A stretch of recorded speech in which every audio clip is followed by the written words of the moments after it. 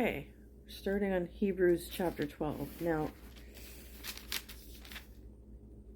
I can't say that I'm going to do the whole thing at once, but we'll see. Okay? A huge cloud of witnesses is all around us, so let us throw off everything that stands in our way. Let us throw off any sins that holds on to us so tightly, and let us keep on running the race marked out for us. Let us keep looking to Jesus. He is the one who started this journey of faith, and he is the one who completes the journey of faith. He said, pay no attention to the shame of the cross he suffered there because of the joy he was looking forward to. Then he sat down at the right hand of the throne of God, and he made it through these attacks by sinners. So think about him. Then you won't get tired and you won't lose hope. Your struggle against sin, but you have not yet fought to the point of spilling your blood. Have you completely forgotten this word of hope?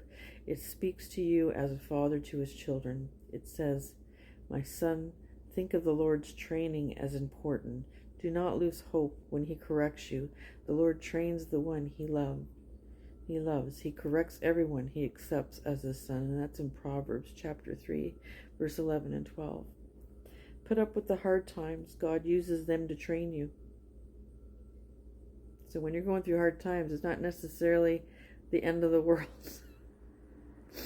It's actually there to train you. So remember that. He is treating you as his children, but children are not trained by their parents.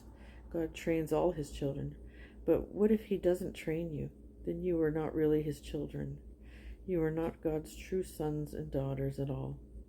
Besides, we have all had human fathers who trained us. We respected them for it.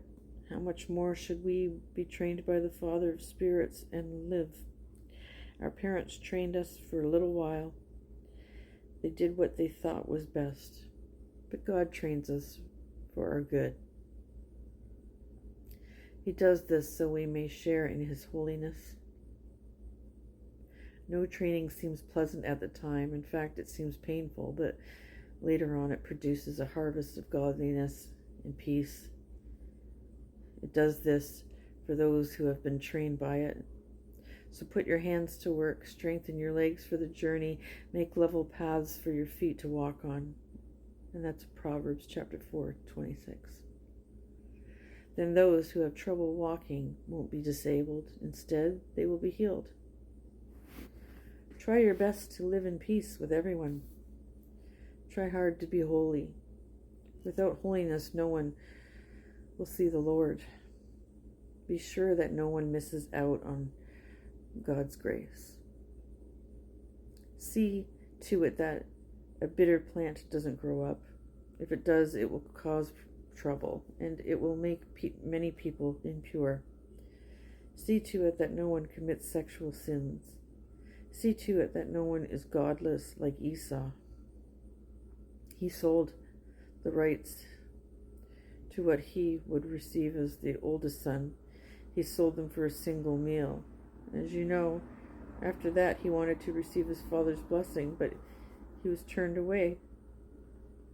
With tears he tried to get the blessing, but he couldn't change what he had done.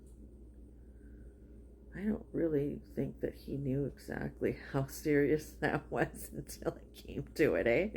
I mean, imagine you're sitting there and you kind of are joking around and you're thinking that's all it is, and then, no, you went and did it.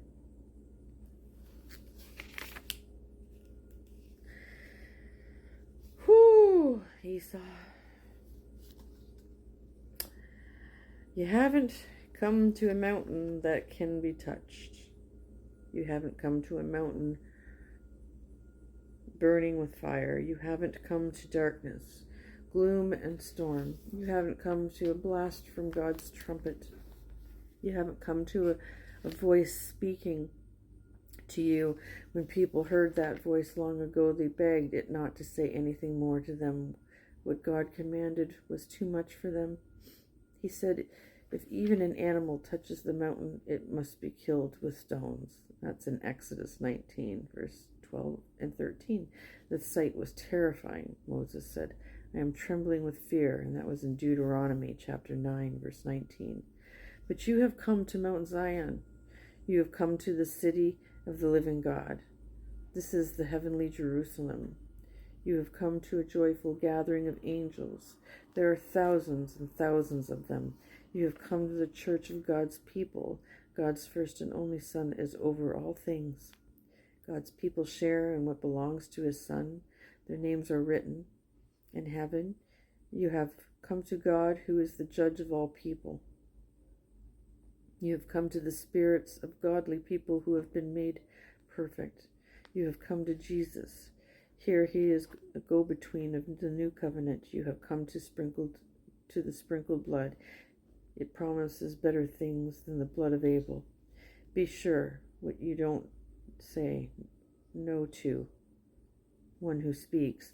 People did not escape when they said no to the one who warned them on earth. And what if we turn away from the one who warns us from heaven? How much less will we escape? At that time his voice shook the earth, but now he has promised. Once more I will shake the earth. I will also shake the heavens. And that's in Haggai chapter 2 verse 6. I'm sorry if I'm mispronouncing that book. The words once more point out that what can be shaken can be taken away. I'm talking about created things. Then what can't be shaken will remain. We are receiving a kingdom that can't be shaken, so let us be thankful. Then we can worship God in a way that pleases him.